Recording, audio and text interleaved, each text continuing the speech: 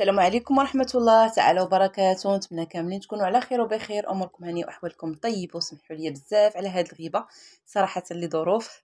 نتمنى يا ربي ما نطولش عليكم الغيبه مره اخرى.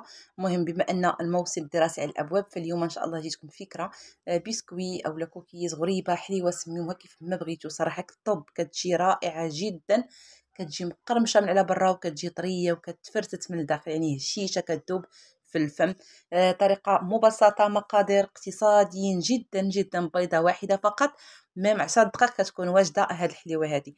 كنتمنى يا ربي تنال الاعجاب ديالكم. الوليدات المدرسة ان شاء الله غادي يحتاجوها هكا في الفطور، في الكوتي، خفيفة سهلة، شي حاجة موجدينها في البيت، يعني محضرينها لكم، محضرينها في البيت بايديكم.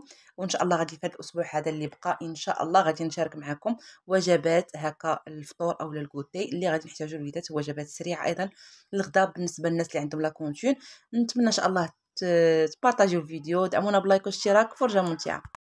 بسم الله. اول حاجه غادي نبداو، غادي ناخذ واحد البول اولا اناء، غادي نوضع فيه بيضه كامله. بالنسبه للبيض ضروري البنات تكون بيضه كبيره، الا كان بيض صغيور خذ واحد بيضه تكونوا صغيورين، من الاحسن عزلوا بيضه اللي كتكون كبيره. هاد الحليوه بالضبط اولا هاد البسكويت كتبغي المقادير يكونوا مضبوطين. غادي نضيف معاها واحد الكاس ديال العنبه، قياس كاس ديال العنبه يعني ممسوح يكون ديال السكر سنيده، وقبيصه الملحه، وواحد السكر بنكهه الفانيلا للتنسيم بطبيعه الحال. غادي نطرب هاد المكونات مزيان حتى كيذوب ليا السكر مع البيض.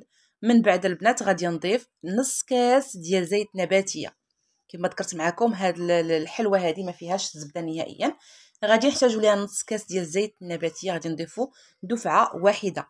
غادي ندخلو مزيان مع داك الخليط ديال البيض والسكر، كنطربوه مزيان بهذه الطريقه هذه، غير بالفويه الطرابه اليدويه بطبيعه الحال. ممكن ديروا طربوا غير بيديكم، الناس اللي مولفين يخلطوا الحلوه بيديهم، فغير بايديك ممكن يعني تخلطي هاد المكونات. غادي نضيف هنا واحد 15 غرام الكاكاو المر. وهنا كنحاول انني البنات نقول لكم دائما الكاكاو ضروري يكون نوعيه جيده باش كيعطيكم نتيجه اللي هي زوينه، ريحه زوينه من الفران، كتشموا الريحه ديالو. راه صراحه الكاكاو كيعطي واحد النكهه خاصه الا كان كاكاو نوعيه جيده. غادي نضيف هنا نشا اولا المايزينا اولا نشا الذره، كما يعني كل واحد كيفاش كيسميه. غادي نضيف منه كاس وربع، قياس كاس العنبه، كاس وربع ديال النشا اولا نشا الذره اولا المايزينا. بالنسبه لي انا كناخذ ديال العبار، نتوما ديروا ديال اللي عندكم، اللي متوفر عندكم في الدار. انا صراحه ولفت ديال العبار، هي صراحه بحال ديال الباكي، غير انا مولفه هادشي ديال العبار. صافي هنا كنخلط مزيان. وهنا في هذه المرحله بالضبط فتح لي التليفون، داكشي حاولت نهبطو لتحت، قربت لكم التصوير اكثر. انا كنخلط مزيان، بما انني كندخل هذيك النشا والخليط ديالي كيخفاف، لان النشا راه ماشي بحال الدقيق ما كتشربش. خلطت مزيان حتى خفاف ليا الخليط ديالي. وهنا غادي نضيف غادي نضيف 10 غرام ديال الخميره الكيماويه، 10 غرام. وغادي نضيف ايضا بقياس كاس ديال العنبه، كاس ونص ديال الدقيق. هنا ضروري الدقيق، ضروري راكم عارفين كيكون ديال الحلويات، خاص بالحلويات، وضروري يكون مغربل اولا منخول. غادي نحيد هاد الفويه وغادي نكمل غير باليد ديالي باش كنشوف القوام ديال الحلوه كيفاش خاصو يكون. القوام البنات ديال هاد الحلوه هادي اولا هاد الكوكيز اولا هاد البسكويت كيكون ليس، كيكون طري وكيكون خفيف، ما تكونش العجينه ديالكم قاصحه. الا قصحتوا العجين ديالكم كونوا على يقين ما غتجيكمش مشقه وما غتجيكمش كيف ما بغيتو، حتى لداخل غتجيكم قاصحه ماشي مقرمشه، انكم غتجيكم قاصحه في الاكل ديالها، يعني في الماكله كتجيكم قاصحه. فحاولوا انكم العجينه ديالكم ملي تكونوا كتخلطوا فيها تكون طريه، تخليوها كتلتصق باليد. بالنسبه ليا لديك الكاس ونص ضفت عليها معلقه فقط باش جمعت العجين. غادي نضيف ايضا هنا واحد 2 معالق ديال لي بيبي شوكولا. كتبقى اختياريه هذه المرحله هذه، ممكن تضيفوا في بلاصتها مكسرات، ممكن تضيفوا في بلاصتها عنب الزبيب يكون مرطب في الماء قبل، ولا التمر مقطع، اي حاجه ضيفوها لهذا الكوكيز او لهذا البسكويت اللي كيبغيوها الوليدات. اي حاجه كيبغيوها وليداتكم ضيفوها في هذا البسكويت، مكسرات، زبيب، التمر، كما قلت لكم اي حاجه ضيفوا، اي اضافه راه كياكلوا يتناولوها الولاد ديالكم، اولا ما تيبغيوش مثلا يتناولوها لكم دخلوها لهم في هذا البسكويت. صافي هنايا غادي ناخذ واحد اللاطه. هنا بغيتو تفرشوا الورق فرشوا، انا فقط هنا غادي ندهن غير بالزيت. عندي الورق البنات ما بغيتش نشاركو معكم، قلت غادي نخليكم في الاقتصاد كل ما عندوش هذا الشيء.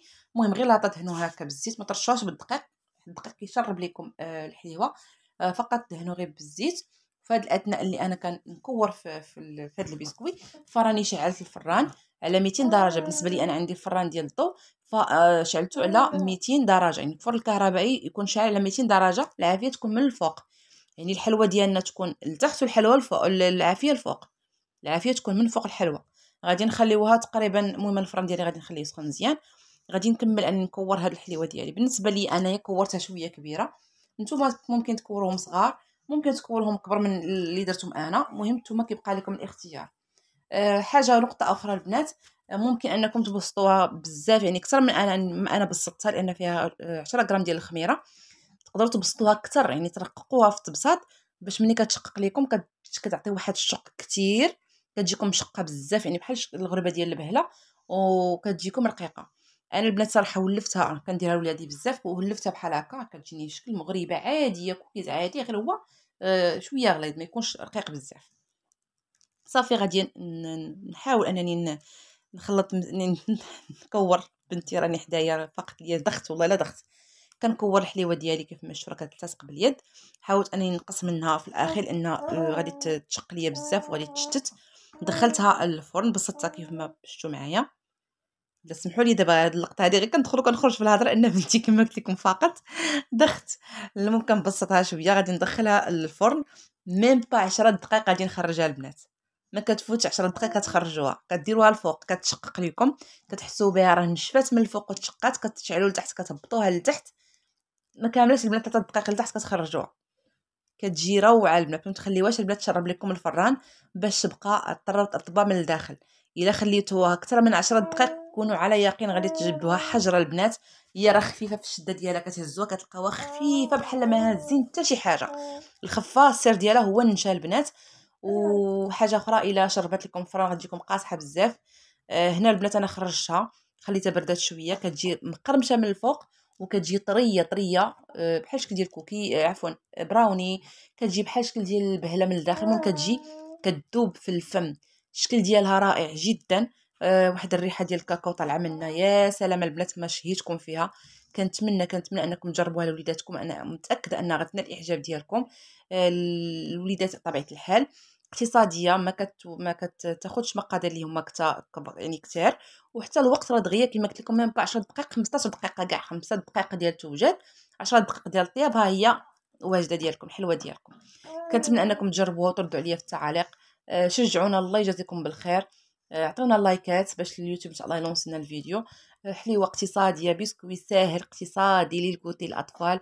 بما ان الموسم الدراسي على الابواب ان شاء الله هذا الاسبوع هذا غادي نحاول نشارك معكم شي حاجه هكا اللي كيحتاجوها لوليدات المدرسه. نتلاقاو ان شاء الله في فيديو جديد بحول الله، في امان الله.